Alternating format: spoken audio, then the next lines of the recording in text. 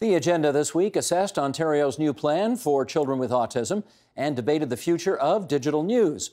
The agenda's week in review now begins sitting down with the province's health minister to examine the reconfiguration the government introduced this week. We're going to take a moment here and go through all this. So, Sheldon, let's go through all these graphics here, because the province of Ontario is now creating a new centralized agency called Ontario Health that will consolidate the missions of many other agencies.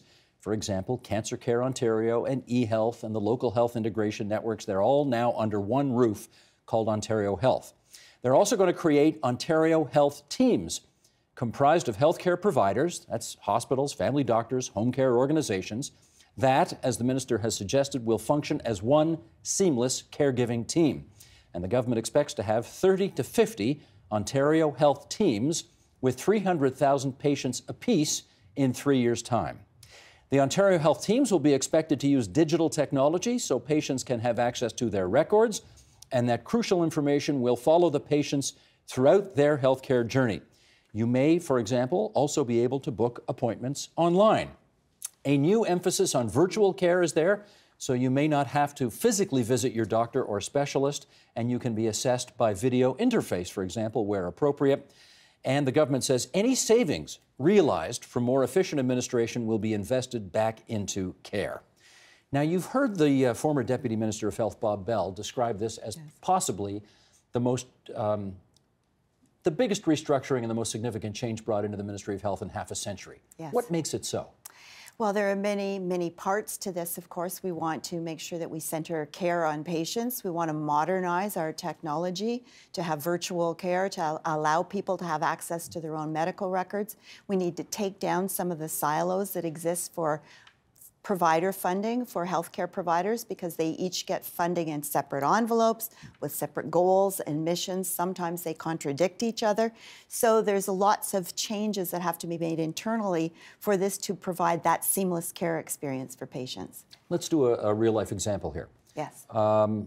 Let's say somebody frail, elderly, is in the hospital, has a procedure, recovers to the extent that they can in hospital, and then presumably is discharged to go home and needs follow-up home care. Yes. How will the new processes that you're now putting in place deal with that patient journey? Well, what happens now is often by the time that patient is discharged, they don't know who is going to provide the home care, when they're going to arrive, and what care they will be providing. From the provider's side of things, the home care nurse wouldn't know much about the patient's history, what their circumstances are, and what care needs to be provided. Under the new system, by the time the person is discharged from hospital, in many cases, they would already have met the nurse that's going to be coming to their home. If they haven't done that, they at least know who's coming, when, and they can be assured that the provider, the nurse, is going to know about their history and will know what care to provide them with and make sure they have the right equipment and whatever else they need in order to provide that care. So it's a connected system from one end to the other. And from the provider's perspective, the nurse, for example, they will be connected back to the hospital again, so that if complications arise, they can speak with the physician, the surgeon, whoever it happened to be, to find out what needs to be done. And that care can be provided to that person in their own home so that they don't end up back in hospital again. One of the reasons that this has become as big a story as it has become is because the minister responsible, Lisa MacLeod, said some things to some people in a behind-closed-doors meeting, and I just want to touch on that for a second here. Sheldon, let's bring this up, please. This is from the Toronto Star earlier this month. In a memo to members Wednesday, the board of the Ontario Association for Behavioural Analysts, ONTABA for short, said that, quote, the minister and her staff requested that ONTABA provide a quote of support and indicated that failure to do so would result in, quote, 4 long years for the organization. It went on to say that, quote, the minister also indicated that if a quote of support was not forthcoming, a communication that behavior analysts are self-interested would be released from her office. In spite of the implied risk, the organization refused. One analyst who attended the Jan 29 meeting in advance of the government's autism announcement said it was, quote, more akin to meeting with a mob boss than an elected official. Tracy, you're a member of ONTABA. Correct. I'd like to know how you reacted when you heard what Lisa McLeod said. I reacted as any professional would react, I think. We cannot endorse, as a group of behavior analysts, we couldn't endorse something that we couldn't understand and we didn't have enough information on at the time. So that was one of the biggest problems. The comment about self-interest is a particular interesting one, since no other profession has been labeled as self-interested. And as a credentialed behavior analyst and as a regulated speech pathologist, we are interested in our clients and the best outcomes for our clients. That is what we are supposed to do. We are not self-interested in any way, no more than any doctor who, you know, to go back to your example about medical or any medicine, a doctor who may have a cancer patient would say, you know, for your type of cancer, you require 28 units of chemo. You know, that is no different than what behavior analysts do. We actually look per child. We wouldn't get the right outcomes if we took a higher functioning, and that's a controversial term as well, but a child that wouldn't need intensive behavior analysis and tried to do that with them, we wouldn't actually get the outcomes that we would like for that child, and it wouldn't be where we need to spend our time. I want to get the two parents to react to the Lisa McLeod quote. Azid, please. Well, I mean, you know, it speaks to the politicization of this whole issue, right? This is a political move. It has nothing to do with helping our kids. And these kind of strong-arm tactics that we hear about, they kind of reveal that they themselves are not confident in the program. You know, if you're confident in your program, you put it forward and you let people say what they will about it, and you go from there. But you don't strong-arm people and saying, well, you give us a quote, back it up, or else, right? And it's clear that they know it's not going to work, you know. And this gets back to, you know, how we classify autism. You know, first of all, autism is big. It's a spectrum, right? So many different, I mean, I've been around people with autism now for 15 years. I know a lot of different families. I know a lot of different people with autism. Some of them I can have a nice chat with. Others can't speak for themselves. My son can't speak for himself. I have to speak for him. Me and my wife are his voice, right?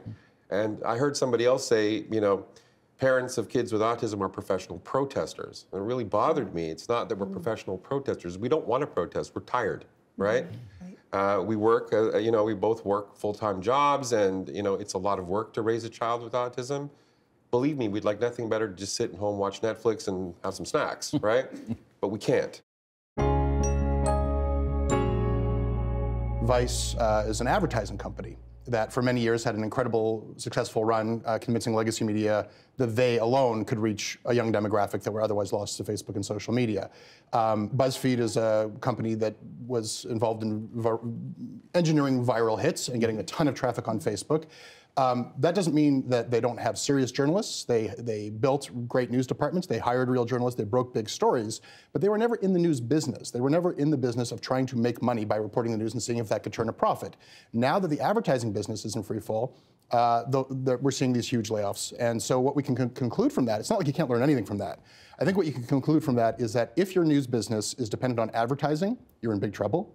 And I think we can conclude from that if we pursue the next generation of news in the same framework as a Silicon Valley tech startup, where venture capitalists get in, pump millions of dollars into small companies, hoping to get out in 5, 6 years, if that, at 10 to 100 times valuations, get into it quick and get out, that's not going to work for news either. So there might be a future for money-making news. I run a tiny but profitable news company. It's nothing that a Silicon Valley venture capitalist would have any interest in. Do you ever tell us what your revenues are or what your profit margin is? Our revenues are about under $1 million, about half of what the CEO of Postmedia pulled last year. It starts already, Andrew. Here we go. We have a growing team. In my career, 20 years in media, it's the only time I've been in a company that's getting bigger and not smaller. So we've got about, I think, 8 people on staff now and a network of freelancers and hosts, and we're making podcasts and reporting the news about the media on a micro level. I think that if we are going to talk, as we are today, about how news might make money in the future, we're talking about an industry that has downscaled from decade after decade of double-digit profit. You know, it's a multi-million, even billion-dollar business. Now we're talking about running news companies on the scale of running small restaurants or barber shops.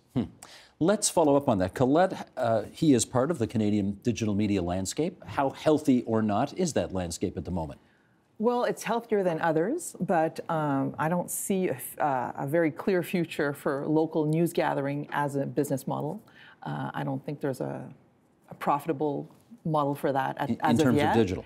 In terms of digital, in terms even of general digital or not. I mean, we know that advertising has gone down and is still going down for traditional media sources, and everyone is, including public broadcasters, are looking to digital as the future, and the revenue isn't following. You're not sure it's there?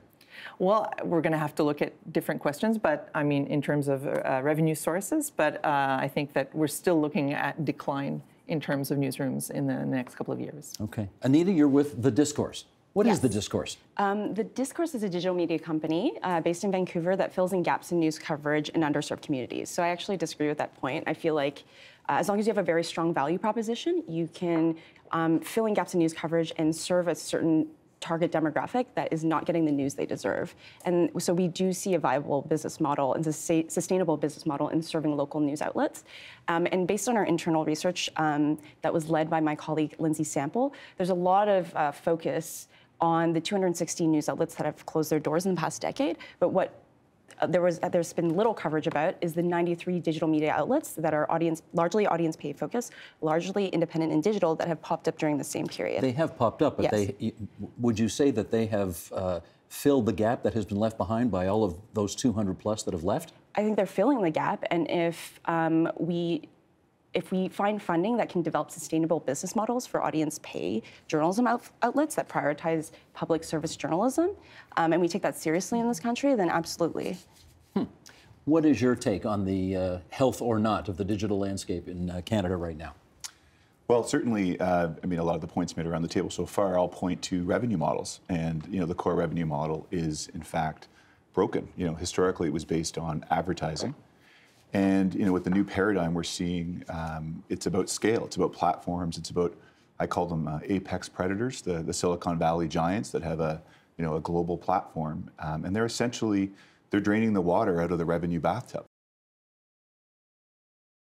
And that is the Agenda's Week in Review for this Friday, March 1st, 2019. You can see all of those conversations in their entirety. They're on our website at tvo.org, on our YouTube channel at youtube.com/theagenda, and on our Twitter feed. That's twitter.com/theagenda. The Agenda with Steve Bacon is brought to you by the Chartered Professional Accountants of Ontario, helping businesses stay on the right side of change with strategic thinking, insightful decisions, and business leadership. Are you on the right side of change? Ask an Ontario CPA.